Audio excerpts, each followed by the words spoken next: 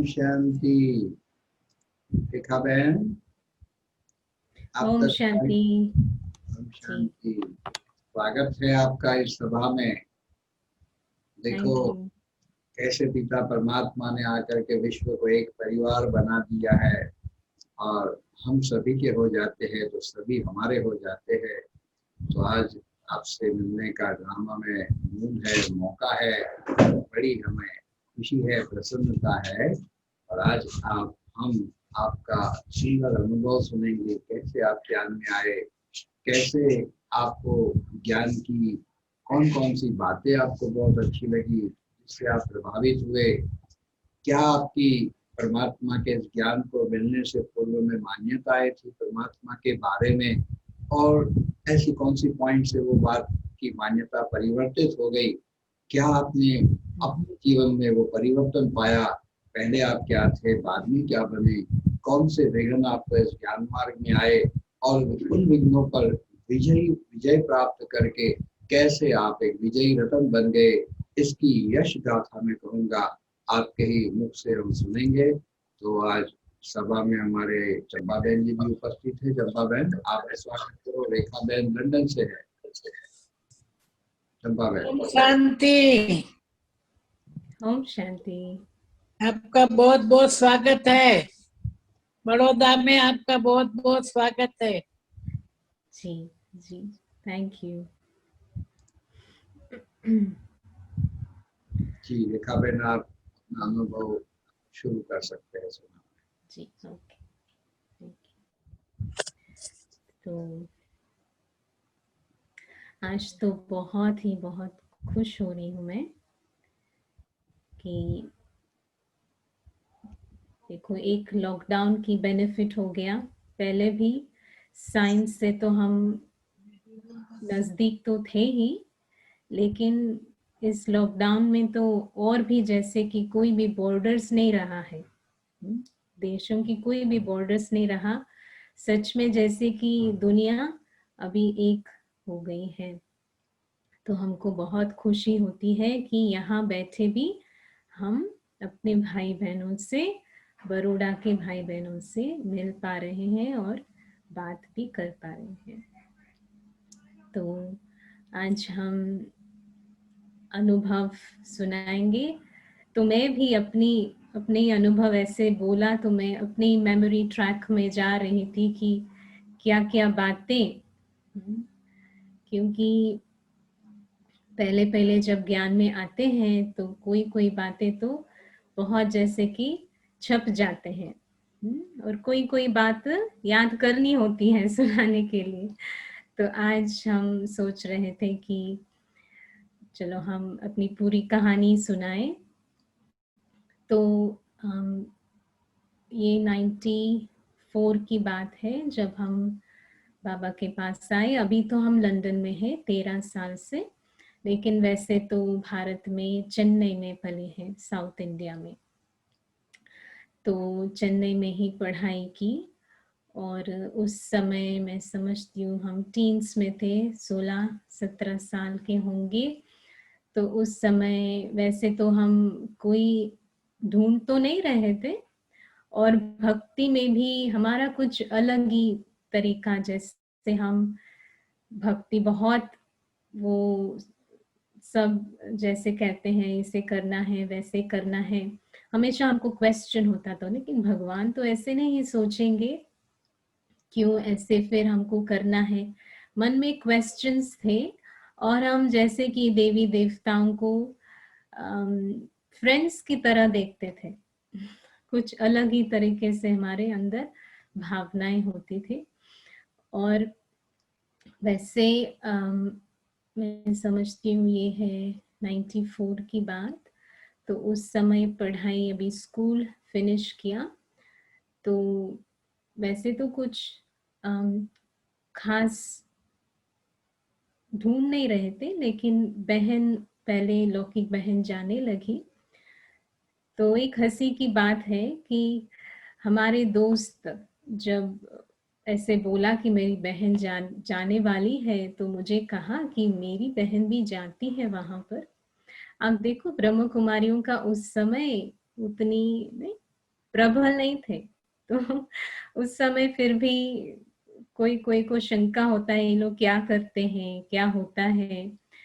तो उस समय की बात है, तो वहां पर भी ऐसे उन्होंने कहा आप देख के भेजना उनको, क्योंकि मेरी बहन तो जाती है वहां पर, लेकिन मैं उनको कोई जोक सुनाऊं तो वो हंसती नहीं है। तो ऐसे ऐसे बातें, तो मैंने कहा, मैंने मेरी बहन को बताया तो आप देख के जाना। फिर लेकिन पहले दिन ही जब वो गई तो बताया कि साइकिल के बारे में ये सब, तो हमको भी बहुत इंटरेस्ट लगा, तो हम भी गए। तो मुझे तो ज्ञान तो वैसे भी बहुत अच्छा लगा, लेकिन जैसे कि मैं पहली बार नहीं आई हूँ। ऑलरेडी मुझे लग रहा था कि ये बहुत जान पहचान वाले लोग हैं, और ब्रह्मा बाबा को देखते ही मुझे बहुत एक अंदर से खुशी और स्नेह की बहुत फीलिंग आई। तो ज्ञान तो बहुत अच्छा लगा, आत्मा का भी, लेकिन ज्यादा ये फैमिली फीलिंग, जैसे कि हम कहीं वापस आ गए, ऐसे बहुत अंदर से फीलिंग था। तो फिर शुरुआत में तो माँ बाप तो ज्ञान में नहीं, तो फिर आप सोच सकते हैं हम थोड़ा थोड़ा जैसे ही आगे बढ़ते गए तो घर में फिर क्या होता है, नहीं? तो कुछ साल के लिए तो जैसे बंधन बंधन के रूप में ही चले, क्योंकि उस समय चेन्नई में रोजी बहन जी भी थे, लक्ष्मी बहन जी भी थे, तो बहुत बड़ों की पालना हमको मिली वहां से। तो बहुत हम चुप चुप के जाते थे, नहीं आजकल तो वो बातें नहीं है, लेकिन उस समय की दादियों ने जो किया वो सब बातें ही हमने भी अनुभव किया, कि चुप चुप के जाना, अगर मैं जाती तो बहन नहीं जाती, तो ऐसे ऐसे। और वैसे भी मैं मधुबन भी 1 साल के बाद गई, तो घर को बिना बताए गए, और बाबा ने, रोजी बहन जी ने हमको भेजा मधुबन। तो वो भी जैसे कि जैसे कि गोपियों की कहानी होती है, हमारी कहानी जैसे लगती है, कि बाबा की प्यार में। वैसे तो कभी हम लौकिक में भी जैसे ब्राह्मण ही कहलाते हैं, लौकिक में भी फैमिली में ब्राह्मण उसी कुल के थे, तो घर में बहुत अच्छे अच्छे ऐसे वैल्यूज से ही पले हैं। तो कभी झूठ बोलना नहीं, ऐसे कभी करना, कभी जिंदगी में ऐसे नहीं। लेकिन फिर भी बाबा के पास आने के बाद वो प्यार में, वो स्नेह में, तो हम ये सब करने लगे अच्छी रीति से। लेकिन बाद में फिर माता पिता को भी बताया कि हम ऐसे जाते हैं, ऐसे ऐसे। तो वो भी उन्होंने कहा ठीक है, तो अब पढ़ाई फिनिश करके फिर आप जाना। तो 3 साल मैं हॉस्टल में थी, इंजीनियरिंग पढ़ रही थी, कंप्यूटर साइंस का। तो उस समय 3 साल जैसे कि मेरी एक भट्टी हो गई, क्योंकि वहाँ जहाँ हम हॉस्टल में थे वहाँ ना कोई ब्राह्मण है, ना फैमिली है, ना मुरली है। आज तो फिर भी मुरली मिल जाती है ना, उस समय तो सिर्फ हम बुक्स में पढ़ते थे, रोज की मुरली तो नहीं थी, और फिर फैमिली भी नहीं। तो जैसे कि वो 3 साल मेरे लिए एक जैसे वनवास का ही रूप में था। तो बाबा ने मुझे बहुत स्ट्रोंग बनाया उस समय। लेकिन अमृत वेला हम रोज करते थे फिर भी, और अमृत वेले में बहुत ही बाबा ने अनोखे अनुभव कराए, और खास मुझे लगा कि ब्रह्मा बाबा माँ के रूप में बहुत सपोर्ट किया। और रोजी बहन जी भी उस समय खास टोलियां बेचती थी, कि बंधन में जैसे होते हैं तो फिर एक्स्ट्रा सपोर्ट और एक्स्ट्रा स्नेह मिलता है। तो उस समय ऐसी बातें चली। फिर उसके बाद जब हम वापस आए पढ़ाई फिनिश करके, तो तुरंत ही मैं फर्स्ट तो मधुबन के लिए ही टिकट बुक किया, और फिर तो वो कुछ कह नहीं सके, क्योंकि 3 साल तो मैं गई नहीं थी। तो माता पिता तो वैसे ज्ञान में नहीं आए, लेकिन उसके बाद से वो हमको कुछ ऐसे बंधन में डाल नहीं सके, क्योंकि हमने उनका माना था। तो उसके बाद से बहुत ही अच्छी रीति से हम मधुबन भी गए और बहुत सारे अनुभव किए। और बाबा को मैं बोलती थी कि बाबा मैं तो अभी 3 साल तो मिस किया, आपको मिलने का, अभी कैसे मेकअप करेंगे। तो फिर उस समय ही रोजी बहन जी ने हमको जैसे डबल फॉरेनर सेवा में भेजा मधुबन में। तो उस समय तो हम 1 मास 2 मास रहते थे, तो बाबा से तो बहुत बार मिलना हो गया।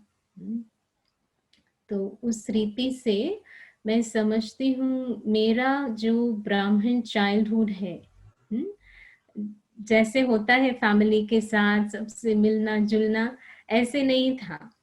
भले पहली 1 ईयर में भी 1 ईयर भी नहीं, मैं समझती हूँ कुछ मास 1 या 2 मास हम सेंटर में रोजी बहन जी और उनके सबके साथ रहे, लेकिन उसके बाद हॉस्टल में जाने के बाद हम जैसे कि एक अनोखा चाइल्डहुड रहा हमारा, बचपन ब्राह्मण के।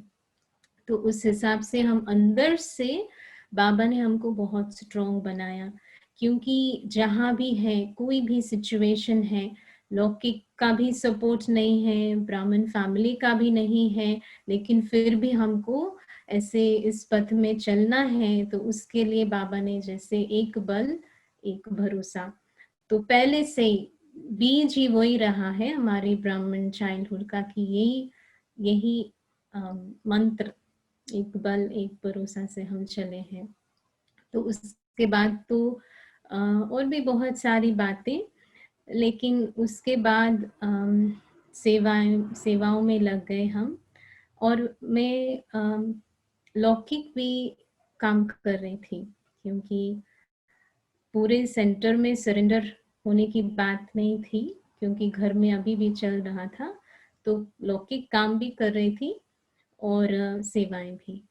और उसके बाद मैं बैंगलोर गई, 5 साल में बैंगलोर में रही, और उसका भी बहुत अनोखा अनुभव। वहाँ पर सरला दादी जी आप जानते होंगे, जो यज्ञ में आदि रतन है, तो उनके यहाँ हम पले, फिर पालना ली, तो बहुत ही सुंदर पालना उनसे मिली। जैसे कि साकार बाबा के टाइम में उन्होंने जैसे पालना ली है, तो ऐसे ही हमको भी बहुत सारी कहानी सुनाते थे, धारणा वाली बातें सुनाते थे, और उससे भी बहुत अच्छा ट्रेनिंग जैसे मिल गया। हम दादी के साथ बैठते और दादी हमको कहती अभी आप मुरली पढ़ो, सुनाओ। देखो दादी के सामने हम सुनाते थे, फिर दादी हमको बताती थी कि ऐसे ऐसे ऐसे करेक्शन करके। तो एक एक बातें, मुझे एक सीन बहुत याद है और मैं शेयर करना चाहती हूँ। दादी एक दिन मेरे हाथ पकड़ के, सरला दादी की बात कर रही हूँ मैं, दादी जी बाबा के रूम में ले गई, और बाबा के रूम में ऐसे बाबा का पिक्चर है, उस तरफ वो बैठी और मुझे इस तरफ बैठने के लिए बोला, और कहा अभी आप ना, इसको तो एक्चुअली लौकिक में अप्रिशिएटिव इंक्वायरी कहते हैं, कि अपनी ही जो अच्छी बातें हैं इस सिचुएशन में वो आप सुनाओ। तो फिर मैंने सुनाया, फिर उन्होंने कहा मैं भी सुनाऊंगी, तो उन्होंने अपनी बातें सुनाई।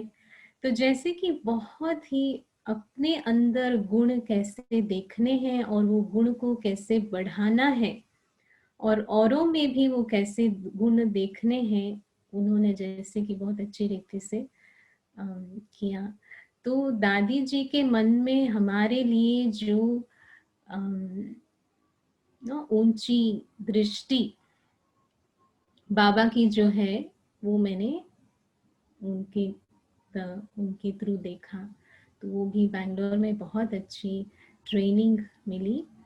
उसके बाद एक्चुअली मैं समझती हूँ बाबा जैसे कि माता पिता के रूप में, जब मैं चेन्नई में थी मैंने बहुत बाबा को ऐसे अनुभव किया, और ज्ञान में भी हम गहराई में जाते थे। जब चेन्नई में थे मुरलियाँ बहुत पढ़ते थे, और बातें बहुत अच्छी रीति से क्लियर समझ में आती थी। फिर मैं जब बैंगलोर आई, जैसे कि बाबा एक टीचर के रूप में ट्रेनिंग दिया कि सेवाओं में कैसे लगना है। दूसरों को औरों को पढ़ाना, वो कैसे करना। तो बाबा एक टीचर के रूप में हम बहुत सारे प्रोजेक्ट्स कर रहे थे, तो वो जैसे कि बाबा का उस रूप का देखा।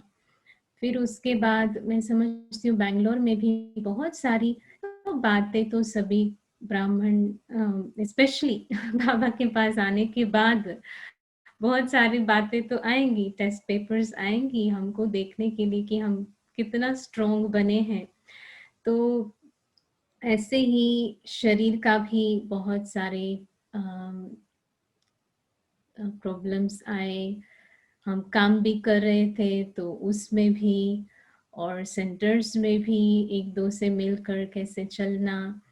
तो एक समय तो मुझे याद है कि एक पर्टिकुलर टाइम सब तरफ से जैसे कि ना तूफान जैसे कहते हैं, लेकिन उसमें भी बाबा को हम जब एकदम साथ में रखते हैं, कैसे बाबा की जैसे छत्र छाया हमको उसको पार करा लेते हैं, कुछ भी हो जाए, लेकिन वो निश्चय कभी टूटना नहीं है। ऐसे मैंने सीखा कि वो निश्चय भले कुछ भी हो, जैसे बाबा कहते हैं ना कि डोलेगी लेकिन डूबेगी नहीं, सच की नाव। तो ऐसे बहुत सारियां, जैसे काम में भी हम लौकिक लौकिक सेवा भी करते थे तो उसमें भी बहुत सारी बातें तो आती हैं, लेकिन जैसे हम बाबा की बातों को अपने अंदर निश्चय रूप से रखते हैं तो मैंने देखा कि हम इजीली पार कर सकते हैं। जो बातें हम सोच भी नहीं सकते वो सब जैसे हो जाता है। वो जैसे लौकिक में भी हम कितने बार हमने ट्राई किया, हमको भी काम नहीं करना है, नहीं, लेकिन फिर भी जैसे हम बाबा का एक प्लान होता है। मैंने देखा है कि हम हर एक के लिए, हम हर एक आत्मा के लिए बाबा का खास एक प्लान है। ड्रामा का प्लान तो है लेकिन उसमें भी हर बच्चे के लिए बाबा का एक प्लान होता है। तो उस रीति से हम जो भी ट्राई करते हैं, लेकिन बाबा को किस बच्चे को कहाँ बिठाना है, कैसे उनका भाग्य बनाना है, वो जानते हैं। इसीलिए हमको चलते रहना। तो ऐसी बहुत सारी बातें तो आती हैं, लेकिन हम बाबा की चित्र छाया में उसको पार करते गए। उसके बाद मैं समझती हूँ अपनी ही रीति से लंदन आने का भी चांस मिला। मैं एक्चुअली सेवा के लिए आई, लौकिक सेवा के लिए, लौकिक काम पर ही मैं आई लंदन। और यहाँ आकर फिर दादी से पहली बार जब मिले, दादी जानकी से, दादी ने तो तुरंत ही बताया कि ये तो सिर्फ एक निमित्त बात है, लेकिन आप अपने स्व की स्व की उन्नति के लिए और सेवा के लिए यहाँ पर आए हैं। तो उस समय जैसे कि मुझे लगा कि यहाँ लंदन में आने के बाद जैसे कि मुझे एक दूसरा जन्म मिला। ब्राह्मण जन्म तो मिला ही, लेकिन यहाँ आने के बाद जैसे टोटली लौकिक से हम बंधन से मुक्त हो गए यहाँ आने के बाद। तो फिर यहाँ तो बाबा का मैं समझती हूँ सदगुरु का पाठ मेरे लिए ज्यादा चला, क्योंकि यहाँ पर फिर एक एक बात, छोटी छोटी बातों में कैसे पवित्रता, अंदर की बात कैसे वो पवित्रता, और बहुत ही सूक्ष्म बातें वो देखने को बहुत मिली, और आगे बढ़ने की बातें।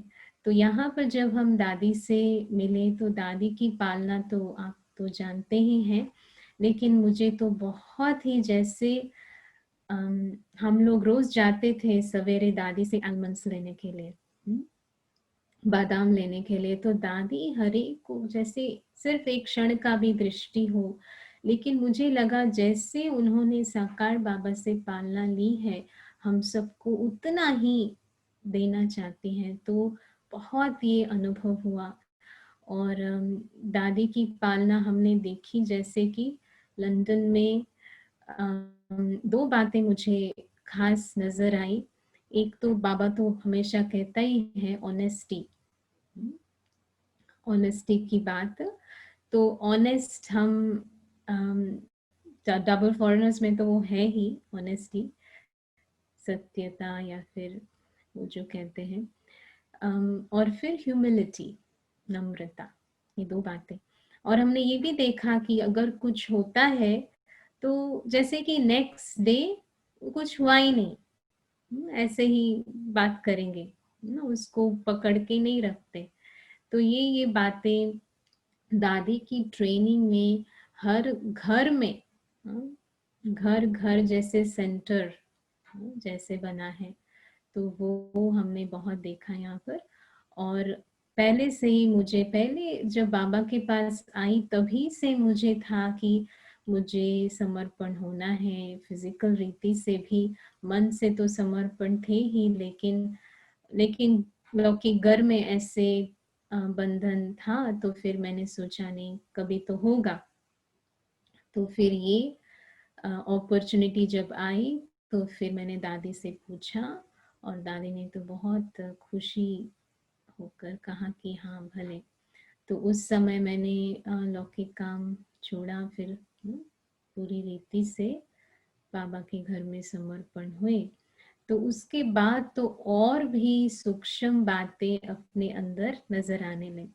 उस समय तक तो एक लेवल का पुरुषार्थ होता है जब हम लौकिक में भी करते हैं, और यहाँ भी एक तो पूरा ही जब लौकिक में रहते वो एक लेवल का, फिर उसके बाद जब हम दोनों सेंटर में रहते, काम पर जाते, तो उसका एक लेवल, फिर उसके बाद जैसे पूरे ही सेंटर में पूरा टाइम फिजिकली और मन की रीति से जब समर्पण होते हैं तो उस रीति से और ही अच्छा पुरुषार्थ और ही सूक्ष्म रीति से हम करने लगते हैं। तो उसमें भी हमने बहुत कुछ सीखा, स्पेशली दादी के होते हुए अपने अंदर कैसे एकदम सफाई करना है। अभी की टाइम से तो जैसे कोई भी रिंचक मात्र भी ना अहंकार हो, ना कोई इच्छा हो, या फिर कोई भी रीति से थोड़ा सा भी वो न रहे, वो हमने देखा। और दादी से तो बहुत बहुत पालना, मतलब फिर भी वो भारत में जा रहे थे और कहीं कहीं ट्रैवल तो कर रहे थे, लेकिन साल में 2 बार तो आते थे लंदन। तो उस समय हमने बहुत पालना ली। तो दादी जी के पास जाकर बैठ जाते थे हम लोग, दादी खास बुलाती थी और दादी हमको बहुत सारी दृष्टि देना और बातें बताना, अंदर में कैसे सूक्ष्म रीति से चेक करना, ये सब दादी हमको सिखाती थी। और फिर दूसरी बात ये है कि जब दादी की सिर्फ प्रेजेंस में जैसे कि सारा माहौल साइलेंस हो जाता, जैसे दादी आएगी रूम में और एकदम सन्नाटा, तो वो जैसे वाइब्रेशंस कैसे फैलाना, ये बातें दादी ने बहुत बहुत गहरी रीति से सिखाई है। उस समय एक्चुअली जब हम आए तो फिर भी दादी उतनी स्ट्रिक्ट, थोड़ा कम कम हो गई थी। उससे पहले तो दादी जी बहुत स्ट्रिक्ट, मुझे याद है जब मैं पहले आई 2007 आई थिंक, उस समय दादी प्रकाश मणि जी आई थिंक जाने के बाद या पहले, उस समय दादी जानकी के क्लास में कोई एक यंग होंगे, यंग कुमार होंगे, उस समय यहाँ लंदन में तो बहुत स्टाइल करते हैं हेयर का ये वो।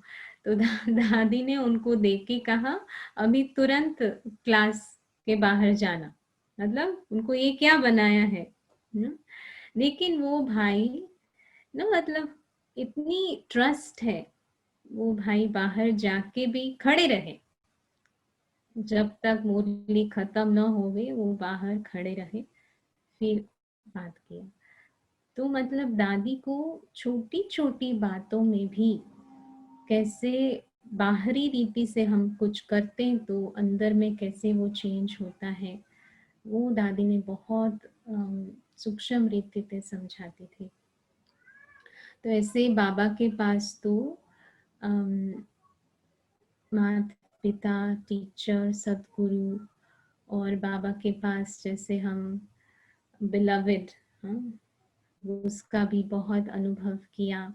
जब मैं लंदन आई तो मुझे लगा कि जो हनीमून पीरियड है, क्योंकि उस समय जब मैं पहले आई तो जैसे कि मुझे चाबी दिया, घर का चाबी मिली, फिर उसके बाद कपड़े, जैसे कि बाबा मुझे वेलकम कर रहा है।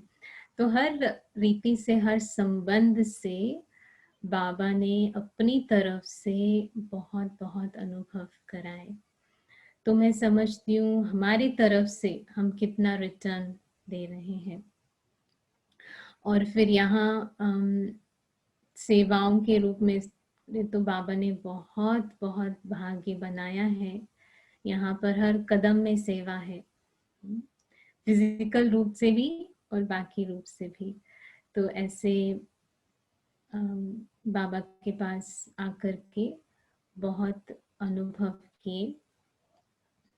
और ये है कि भाई ने पूछा कि पहले आपको ज्ञान में क्या सोच रहे थे और ज्ञान में आने के बाद क्या आपको मान्यताओं में क्या फर्क लगा। तो मैं समझती हूँ क्योंकि मैं बहुत यंग एज में ज्ञान में आई, तो वैसे तो पहले हम मान्यताओं के रूप से तो ज्यादा शास्त्र वैसे नहीं पढ़े थे, बहुत ही कम ही भक्ति किया है। वैसे तो कुछ टेम्पल्स में तो जाते थे और देवी देवताओं को तो मानते थे, लेकिन उस रूप से बहुत हैवी पूजा करना, ये करना, वो सब ज्यादा किया नहीं है।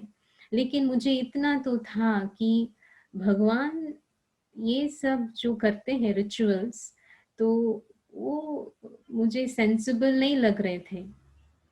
भगवान तो ऐसे नहीं सोचेंगे सबका, सबके लिए सोचेंगे, मुझे ये था। और देवी देवताओं को जैसे भगवान नहीं कह सकती थी मैं, जैसे मैं अपने ही कुछ परिवार के हैं ऐसे ही था मन में। तो जब मैं ज्ञान सुनी तो पहले दिन से ही मैं समझती हूँ मुझे कोई भी प्रश्न नहीं था, कोई भी प्रश्न नहीं। सब जैसे कि हमने पहले ही सुना हुआ है और भी क्लियर हो गया बातें कि ऐसे कहते थे कि आप कोई कोई योनियों में जाएंगे, ये सब लिखा हुआ है। तो ये जब सुना कि नहीं है, हम वैसे मानते नहीं थे उसको, ये ठीक नहीं लगता था हमको। तो ये सुना कि नहीं, हम तो सिर्फ मनुष्य ही बनेंगे, ये सब बातें जब सुना तो बहुत ही अच्छा लगा कि हाँ ये तो सही है। तो कोई भी रीति से हमको अंदर में संशय नहीं आया है ना, पहले दिन से ही वो जैसे कि वरदान है, गिफ्ट है कि कोई भी बात में, बाबा की ज्ञान की बातों में संशय नहीं, बहुत ही पहले दिन से जैसे कि क्लियर रहा है। तो मैं समझती हूँ दो बातें, एक तो सत्यता और दूसरी बात स्नेह। ये दो बातें हमको बाबा के पास लेके आया है, सत्यता और स्नेह। क्योंकि कहीं भी, ऑफ कोर्स अभी इतने सालों में हम कितना कुछ देख लिया, पढ़ लिया बातें, और कितना हमको अभी भी लगता है कि बाबा की जो सत्य बातें हैं वो कहीं पर भी नहीं है, कहीं पर भी नहीं है, ना रिंचक मात्र भी नहीं है एक्चुअली देखा जाए तो फिर वो सत्यता की वो जो निश्चय है उसका ही फाउंडेशन है कि ये बाबा की बातें सत्य बातें हैं, अंदर में दिल में जैसे वो एक छाप है। फिर स्नेह, आप स्नेह को भी देखेंगे तो बाबा से हमको जो स्नेह मिलता है वो जो अनकंडीशनल, वो जो कितनी पवित्र स्नेह है, वो तो और कहीं भी नहीं है, कोई भी ना दे सकता है, कोई भी नहीं, वो तो हम जानते ही हैं। तो ये दो बातें जो है हमको बहुत ही बाबा के पास रखा है, लेके आया और रखा है, ये दो बातें, सत्यता और स्नेह। लेकिन उसके बाद तो सेंटर की लाइफ में मैं समझती हूँ एक बहुत कुछ सुना सकते हैं उसमें तो हम सब जानते हैं जो कहीं पर भी घर में रहते हैं या सेंटर पर रहते हैं, अपने हिसाब से टेस्ट पेपर आते हैं, है ना। ऐसे ही ना कोई कोई जो नए होते हैं समझते अभी सेंटर में है, बाबा के पास ही है ना, तो टेस्ट पेपर थोड़ी आएगा किसी को, ऐसी बात तो नहीं है। जहाँ हम रहते हैं अगर हमको आगे बढ़ना है तो टेस्ट पेपर आता ही है। तो वैसे ही सेंटर लाइफ में भी बहुत सारी बातें आती हैं, और उसमें भी मैं समझती हूँ जो एक तो है सहन शक्ति। हमेशा ये हमने आगे रखा है कि कुछ भी हो हमको सहन करना है। बाबा सत्युग की स्थापना कर रहे हैं तो उसमें मुझे कोऑपरेट सहयोग देना है। तो उस रीति से मैं हमेशा सोचती हूँ कि मुझे सहन करना ही है कुछ भी हो। तो फिर सहन शक्ति ना, कोई कोई बातें आती हैं, कोई कुछ कहते हैं, कोई किसी के सामने कुछ कहते हैं, या फिर कुछ होता है, या फिर अपने ही अंदर से नो कोई कोई टाइम ऐसे भी होता है कि पता नहीं होता है कैसे अपने अंदर भी फीलिंग्स ना कहाँ कौन सी जन्म से कब से ट्रिगर होता है, तो वो भी आती हैं बातें। तो फिर सहन शक्ति दोनों रीति से, और फिर नम्रता। हमेशा जो है जब नम्र चित्त रहते हैं तो फिर सरल भी रह सकते हैं और आगे बढ़ सकते हैं। तो ये मैंने देखा कि जब भी कोई बात आती है तो हम बाबा को कभी लिखते भी हैं, कभी सुनाते भी हैं, और मुरलियों में से हम बहुत सारी बातें जैसे हम सबका अनुभव होगा कि जैसे हम सोचते हैं कि ये है, तो बाबा हमको मुरलियों में उसका उत्तर भी देते रहते हैं। तो मैं समझती हूँ अभी की बात जो लास्ट सीन सभी चल रहा है, तो मैं समझती हूँ इस समय में भी हमको जो भी अंदर बचा हुआ जो भी है उसको साफ करना है, नो सूक्ष्म बातें। और मैं तो समझती हूँ इस लॉकडाउन की टाइम में तो ये जो 1 साल मिला है, जैसे कि अभी स्टडी हॉलीडेज है।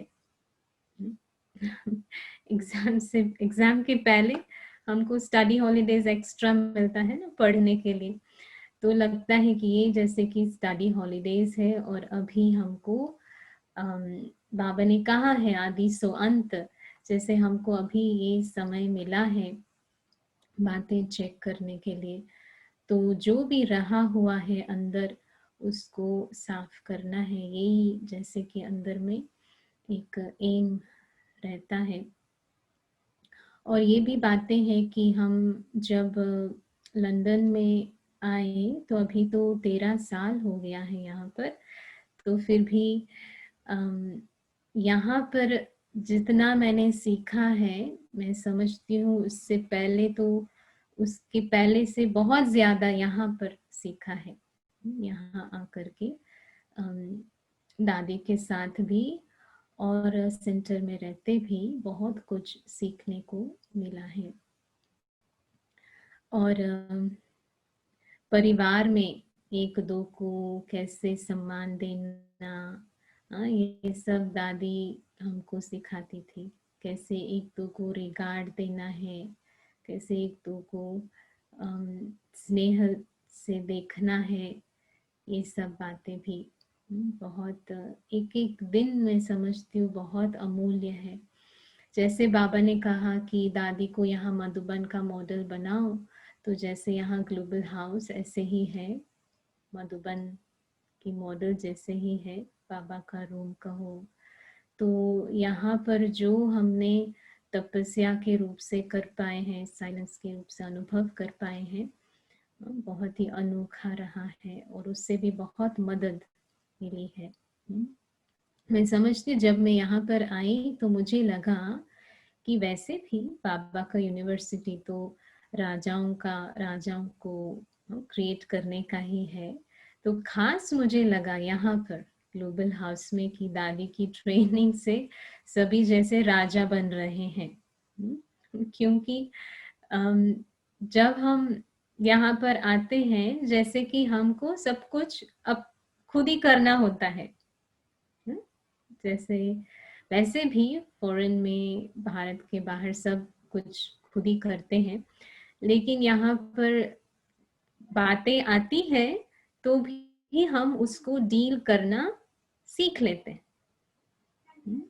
जब मैं पहले आई तो एक बहन ने बहुत ही प्यार से कहा कि यहाँ पर ये घर जैसे बहुत बड़ा है तो आप अपने आप को संभालना।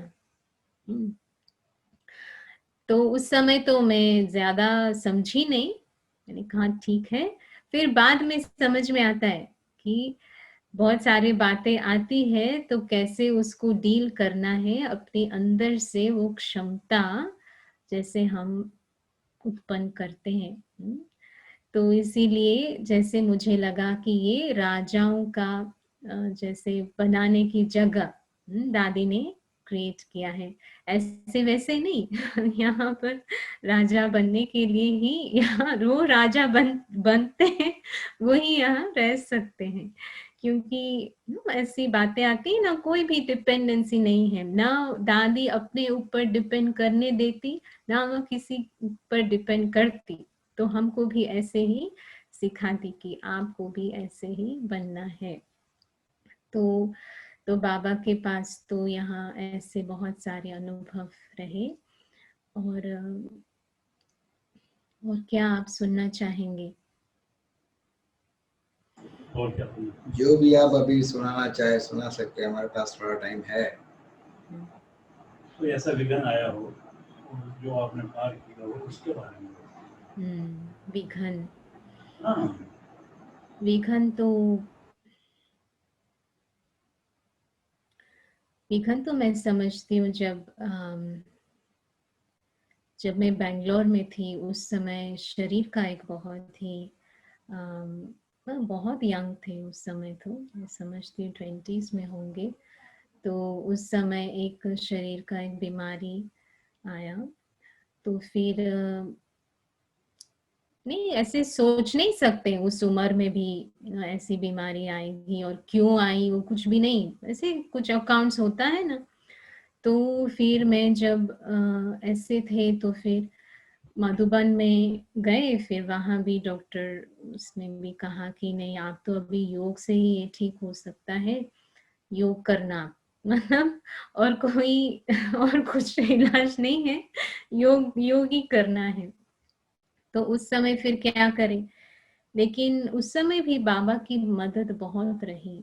एक बहन हमारे साथ थी जो उनको बहुत बुरा लगा मेरी हालत ऐसे देखते, और कभी कभी वो उनको कुछ विजन्स आते थे, तो उनको लगा कि इस बहन को इस जगह पर ले जाना ना, ऐसे उनको लगा कुछ टचिंग मिली। तो फिर उन्होंने मुझे बताया, तो मैं फिर वो गई ट्रीटमेंट के लिए कहीं ऐसी जगह पर, और उसके बाद हम ठीक हो गए।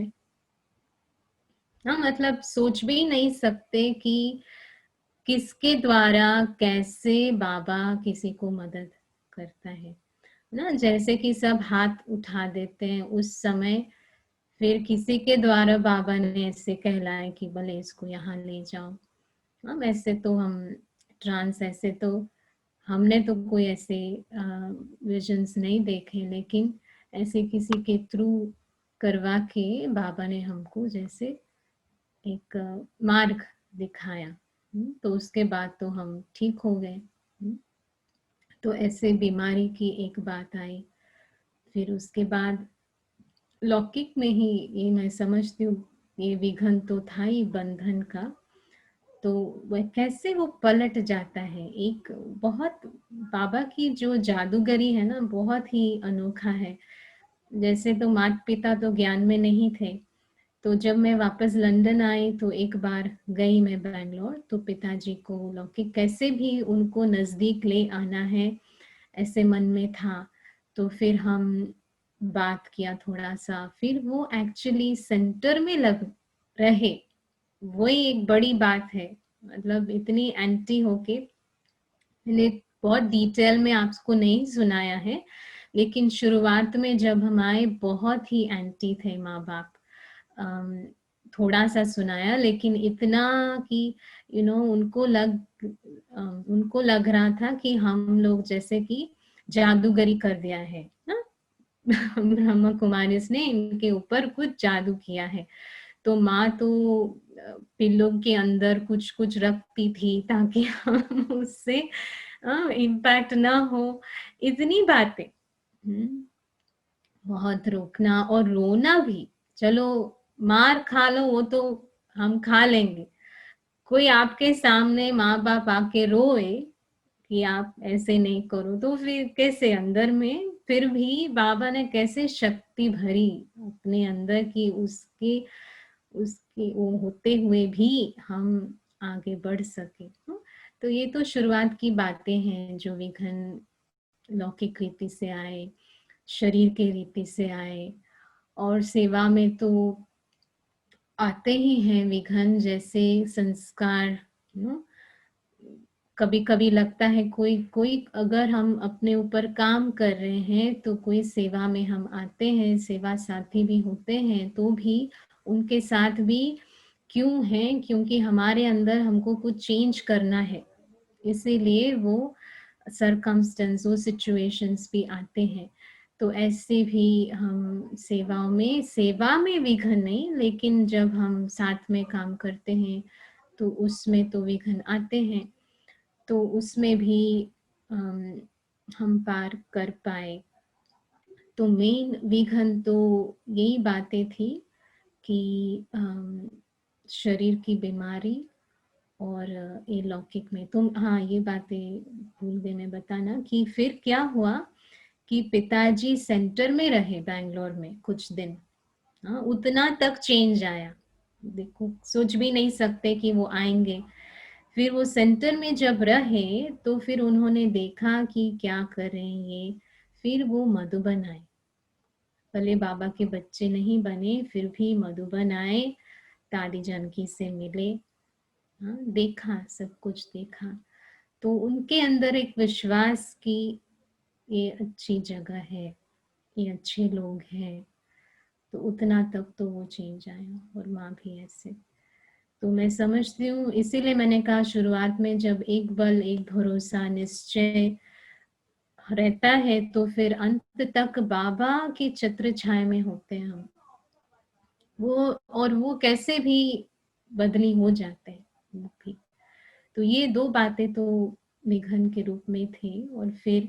और फिर यहाँ तो लंदन में मैं समझती हूँ ऐसे बड़े विघ्न के रूप में ऐसे कुछ बातें नहीं है, लेकिन मैं समझती हूँ रोज ही अपने अंदर को चेक करना, सूक्ष्म रीति से चेंज करना, उसमें बातें तो आती हैं, और उसमें हम कैसे सफल होके आगे बढ़ते हैं वो हमारे हाथ में है।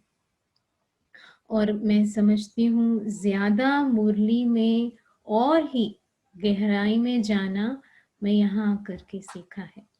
दादी के जर्निंग में, दादी कैसे एक बात कैसे लगता है आपको भी ऐसा अनुभव होगा, दादी कुछ पढ़ के फिर उसके बारे में कुछ बताए ही, फिर हम सोचेंगे कि हमको क्यों नहीं आया, ये तो बहुत सिंपल बात है, फिर हमको क्या ये हमको क्यों नहीं आया ये थॉट नहीं। तो ऐसे मुरली को पढ़ के फिर उसके अंदर उसको अच्छी तरह से निचोड़ना बाबा की बातें, तो वो मैंने यहाँ आकर सीखा है। तो मैं समझती हूँ अभी तो यहाँ आकर के लंदन में बहुत बड़ी बड़ी बातें तो नहीं है, लेकिन ऐसे सूक्ष्म रीति से कैसे हम बहुत ही आगे बढ़ सकते हैं। मैंने देखा कि हमारे ऊपर है, मैंने अपने अपने लिए कह रही हूँ कि ये हमारे ऊपर है कि हमको कितना आगे बढ़ना है, ये टोटली हमारे रूप में। क्योंकि मैं समझती हूँ ब्राह्मण लाइफ में एक हद तक विघ्न आते हैं, और उसके बाद लाइफ ठीक है, मतलब अच्छा चल रहा है, सब सेटल्ड है, और सब ठीक है। लेकिन उसमें भी हम उस टाइम पर भी हम कितना आगे बढ़ना चाहिए, वो अपने अंदर एम रखना बहुत ज़रूरी है। रोज़ कोई कोई बातें जो दादी ने कहा और बाबा कहते हैं वो मैं ध्यान पर रखती हूँ, कि रोज़ पूछना कि मैं यहाँ पर क्यों आई हूँ, किस लिए मैं यहाँ पर आई हूँ, ताकि मेरे सामने जो एम है वो हमेशा रहे। क्योंकि बहुत इजी है डिस्ट्रैक्ट हो जाना। मैंने देखा कि जब तक विघ्न है, कोई ऑब्स्टिकल है, तभी पुरुषार्थ क्यों करें। जब नॉर्मल रीति से हम एम रख कर फिर पुरुषार्थ करना है, तो ऐसे यहाँ पर बहुत सीखा। और ऐसे जब करते हैं तो फिर हमको दिखता है कि हमारे अंदर स्टेबिलिटी बढ़ रही है, जो निर्भयता है वो बढ़ रही है। और सेवाएं तो वैसे भी बाबा कराता ही है, लेकिन अपने अंदर की स्टेज जो है वो जैसे कि बहुत ही स्ट्रॉन्ग होता जाता है। तो ये एक बात रोज पूछना कि मैं यहाँ पर क्यों आई हूँ, तो वो एक बात। बहुत सुंदर, बहुत अच्छा, बहुत सुंदर, बहुत अच्छा।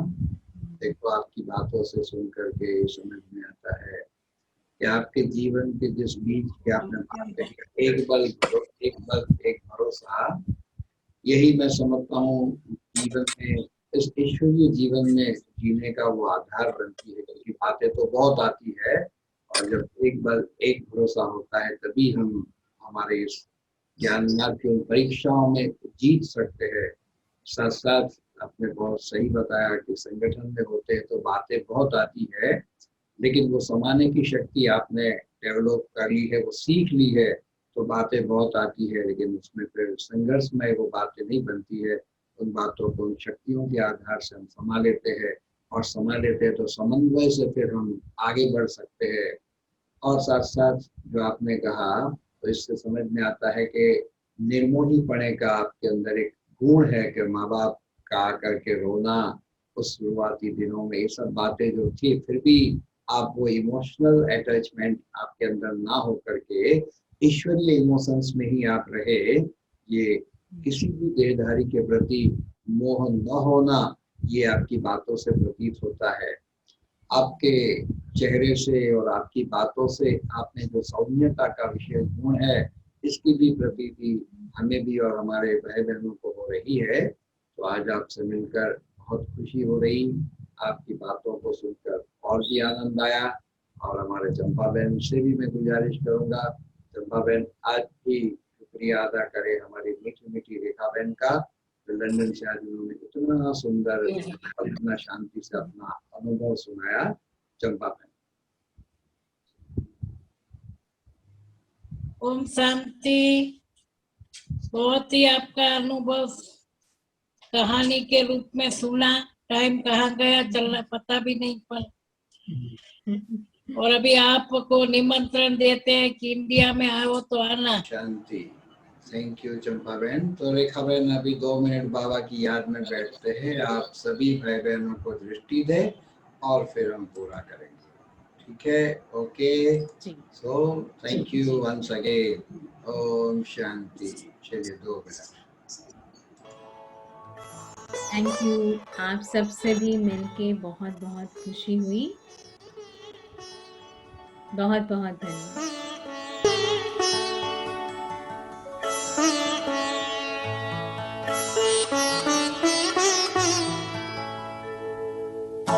तुम सा हसीन बाबा, तुम सा हसीन बाबा कोई नहीं जहां में, कोई नहीं जहां में।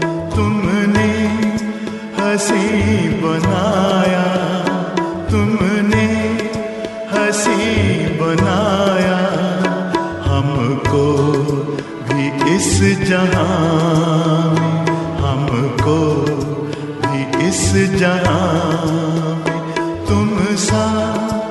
हसीन बाबा कोई नहीं जहां में, कोई नहीं जहां में तुम सा हसीन बाबा।